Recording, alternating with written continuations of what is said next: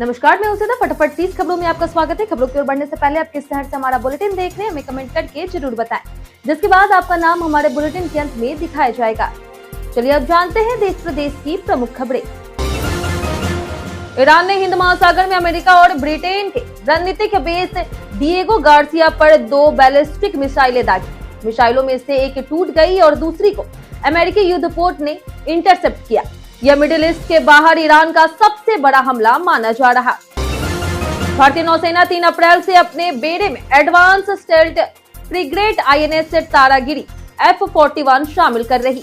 6,670 ton वजनी यह स्वदेशी युद्धपोत सुपरसोनिक मिसाइल, एयर डिफेंस और एंटी सबमरीन क्षमता से लैस है। यह युद्ध और मानवीय राहत दोनों में अहम भूमिका निभाएगा।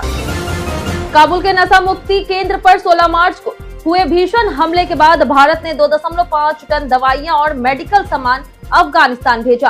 राहत सामग्री में आवश्यक दवाइयां, मेडिकल किट और उपकरण शामिल है। भारत ने घायलों के इलाज और राहत कार्य में सहयोग देने का आश्वासन दिया। देश के 20 करोड़ से अधिक राशन कार्ड धारकों को अप्रैल 2026 में 3 महीने का फ्री गेहूं और चावल मिलेगा। प्रधानमंत्री गरीब कल्याण अन्न योजना के तहत यह सुविधा 2029 तक जारी रहेगी। राशन वितरण डिजिटल आधार, सीडेड और बायोमेट्रिक सत्यापन के साथ पारदर्शी तरीके से होगा।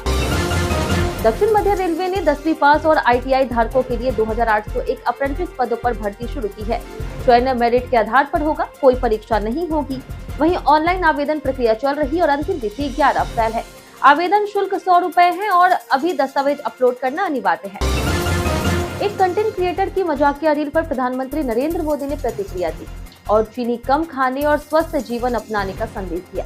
उन्होंने योग को जीवन का हिस्सा बनाने और स्वास्थ्य पर ध्यान देने की सलाह दी। सोशल मीडिया पर यह वीडियो तेजी से वायरल हुआ और सकारात्मक चर्चा बटोरी। अग्निपथ योजना में अब केवल भारतीय गोरखाओं को भर्ती का अवसर मिलेगा। नेपाली गोरखाओं के रास्ते बंद कर दिए गए हैं। नेपाल ने पिछले विरोध और सुरक्षा कारणों का हवाला दिया था। इस कदम से भारतीय गोरखा नौजवानों के लिए सेना में अवसर बढ़ेंगे, जबकि नेपाल के गोरखाओं की भर्ती रोकी जाएगी। मार्च में मौसम ने यू टर्न लिया है। दिल्ली से बंगाल तक 7 राज्यों में कोहरा, बारिश और ओलावृष्टि का अलर्ट है। तापमान तेजी से गिरकर 16 से 20 डिग्री तक पहुंच गया। वहीं पहाड़ों में बर्फबारी और मैदानी इलाकों में बारिश से गर्मी से राहत मिली। CBSE ने सभी संबद्ध स्कूलों में लड़कियों के लिए मेंस्ट्रुअल हेल्थ सेंटर बनाने के निर्देश दिए। सुप्रीम कोर्ट के आदेश के बाद यह पहल शुरू हुई।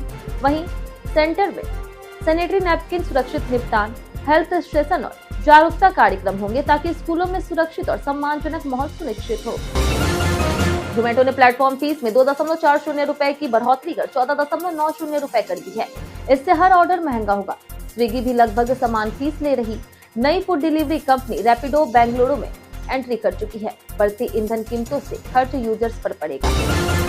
आज भारतीय सराफा बाजार में सोने और चांदी की कीमतों में हल्की गिरावट दर्ज हुई है। 24 कैरेट सोना 14,890 प्रति ग्राम और चांदी 2,54,900 रुपए प्रति किलो पर ट्रेड कर रही। वैश्विक दबाव और उच्च ब्याज दरों के चलते पिछले कुछ दिनों से उतार चढ़ाव जारी है। चैती छठ हिंदू धर्म का 4 दिवसीय महापर्व है, जो सूर्य देव और छठी मैया को समर्पित है। यह 22 मार्च से 25 मार्च तक मनाया जाएगा। वहीं व्रती महिलाएं नहाए खाए खरना और 36 घंटे का निर्जला उपवास रखकर सूर्य को अर्घ्य देती है, परिवार की सुख समृद्धि की कामना करती है। भारत के 2 LPG टैंकर पाइन गैस और जगवसत स्ट्रेट ऑफ हॉर्मुज में ठहराव के बाद फिर से यात्रा शुरू करने वाले हैं। यह भारत की रसोई गैस सप्लाई के लिए महत्वपूर्ण है। सरकार और PM मोदी सुरक्षित आवाजाही पर निगरानी रख रहे हैं। 48 साल बाद श्री जगन्नाथ मंदिर के रत्न भंडार की गणना 25 मार्च से होगी। इसमें स्वर्ण आभूषण, रत्न और धरोहरों की डिजिटल रिकॉर्डिंग की जाएगी। रिजर्व बैंक अधिकारी और जेमोलॉजिस्ट निगरानी करेंगे। इन्वेंट्री पारदर्शी तरीके से पूरी होगी। श्रद्धालुओं की सुविधा और दर्शन व्यवस्था का ध्यान रखा जाएगा। रेलवे मंत्रालय ने रनिंग स्टाफ का किलोमीटरेज अलाउंस बढ़ा दिया है, जो 1 जनवरी 2024 से लागू होगा। लोको पायलट, गार्ड और असिस्टेंट स्टाफ को इसका फायदा मिलेगा। अप्रैल से बढ़ी हुई रकम एरियर समेत खाते में आएगी, जिससे लंबी दूरी और कठिन ड्यूटी करने वालों की आमदनी बढ़ेगी। 19 मार्च को ईरान का पोर्टेबल माजिद सिस्टम अमेरिकी F-35 को इमरजेंसी लैंडिंग के लिए मजबूर कर दिया।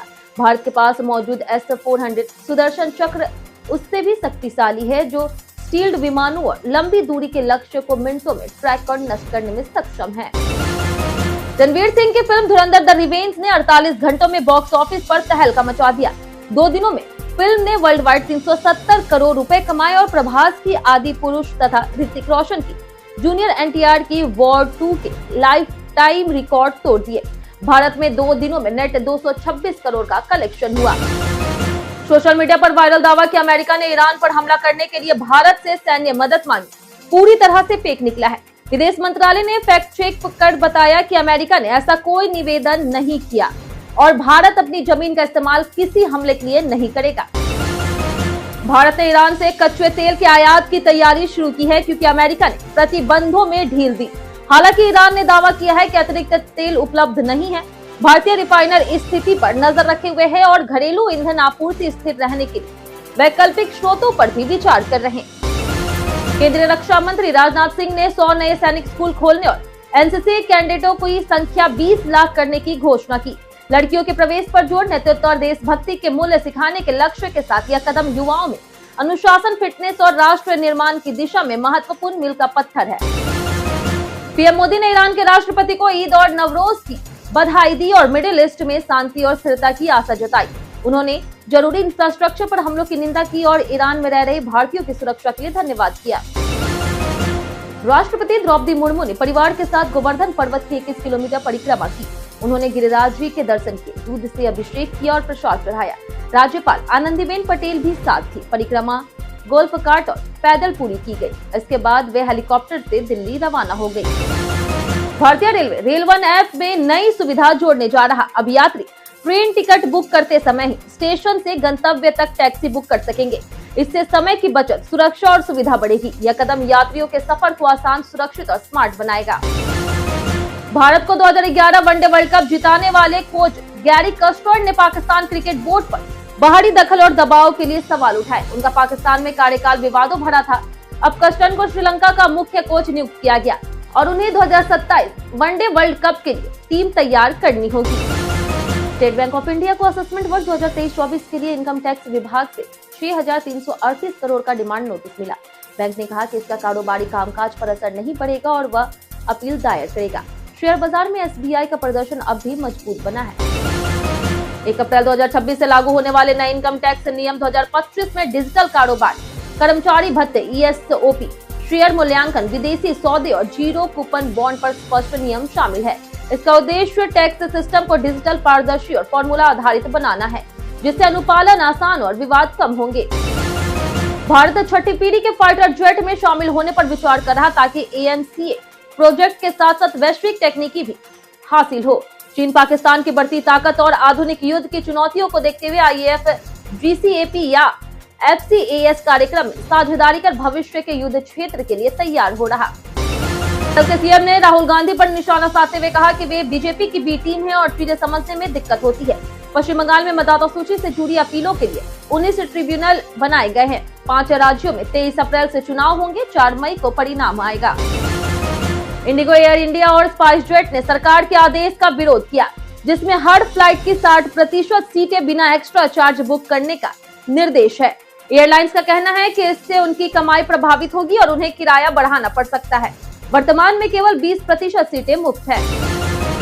चुनाव आयोग ने 5 राज्यों के चुनावों के लिए राजनीतिक विज्ञापनों पर सख्त नियम जारी किए। सोशल मीडिया और इलेक्ट्रॉनिक प्लेटफॉर्म पर किसी भी पॉलिटिकल एड के लिए एनसीएमसी से अनुमति अनिवार्य होगी। दलों को खर्च का पूरा विवरण देना होगा। फेक न्यूज और दुष्प्रचार पर भी कड़ी निगरानी होगी। बीते दिन आप लोगों में से बहुत लोगों ने हमारे वीडियो पर कमेंट किया था। जिन्होंने हमारे वीडियो पर कमेंट किया उनके नाम है बाबूलाल मरांडी, रवि मोहन वर्मा, राकेश मिश्रा, विकास कुमार, संजीव कुमार, सुदीप भारती, मुन्ना चौहान, श्याम तिवारी, ओम प्रकाश यादव, सुशील मंडल, देवी कुमारी, दीपक कुमार, राकेश कुमार, अंजलि कुमारी, अमित कुमार, प्रसाद यादव, भारत यादव और राम कुमार पासवान। इसी के साथ बढ़ते आज के सवाल पे। आज का सवाल है, भोजपुरी सिनेमा या फिर लोक संस्कृति में आपको क्या सबसे ज्यादा पसंद है? आज के लिए सिर्फ इतना ही। हमारे साथ बने रहने के लिए धन्यवाद।